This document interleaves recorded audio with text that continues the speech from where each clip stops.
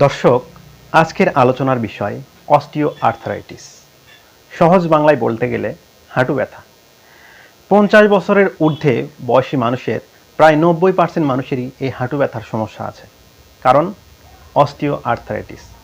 আসুন জেনে নিই অস্টিও আর্থারাইটিস কাকে বলে।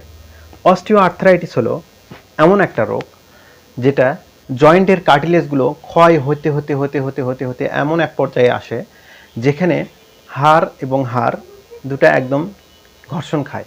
তখন তীব্র ব্যথা হয়, অসহনীয় ব্যথা হয়। তখন রোগীরা হাঁটতে পারে না, চলতে পারে না। সেটা শুধু হাঁটুতে না, পুরো শরীরেই হতে পারে।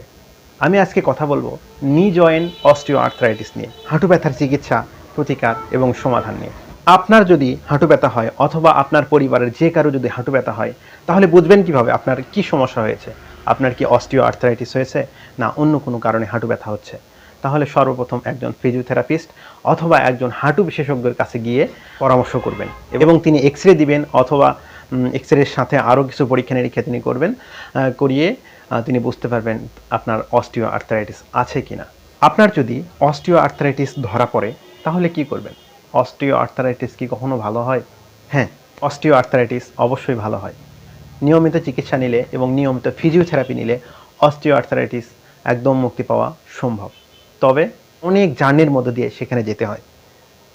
একজন দক্ষ ফিজিওথেরাপিস্টের কাছে গিয়ে ফিজিওথেরাপি নিলেই অবশ্যই আল্লাহর রহমতে অস্টিও আর্থ্রাইটিস ভালো হয়ে যাবে। অস্টিও আর্থ্রাইটিস বিভিন্ন কারণে হয়ে থাকে। অস্টিও আর্থ্রাইটিস হয় অতিরিক্ত ওজন ভার বহন করার কারণে, অতিরিক্ত কাজ বা পরিশ্রম করার কারণে, আপনার শরীরের ওজন অতিরিক্ত বেড়ে যাওয়ার কারণে হতে পারে, দীর্ঘদিন ক্যালসিয়াম সেবন না করার কারণেও হতে পারে, এবং তীব্র আঘাত লাগার কারণেও হতে পারে, অ্যাক্সিডেন্টের পরেও হতে পারে, অথবা বাতজনিত কারণেও হতে পারে। তবে এর সমাধান ওষুধের পাশাপাশি অবশ্যই ফিজিওথেরাপি নিতে হবে। ফিজিওথেরাপি না নিলে অস্টিও আর্থ্রাইটিস থেকে মুক্তি পাওয়া একদম অসম্ভবই বলা চলে। আপনাদের মধ্যে অনেকেই আছেন দীর্ঘদিন ধরে অস্টিও আর্থ্রাইটিসে ভুগছেন এবং ব্যথার ওষুধ সেবন করেই যাচ্ছেন। আপনারা জানেন কি ব্যথার ওষুধ আপনার জীবনকে ধীরে ধীরে ধীরে ধীরে শেষ করে দিচ্ছে? আপনারা নিশ্চয়ই শুনেছেন ব্যথার ওষুধ কিডনির ক্ষতি করে।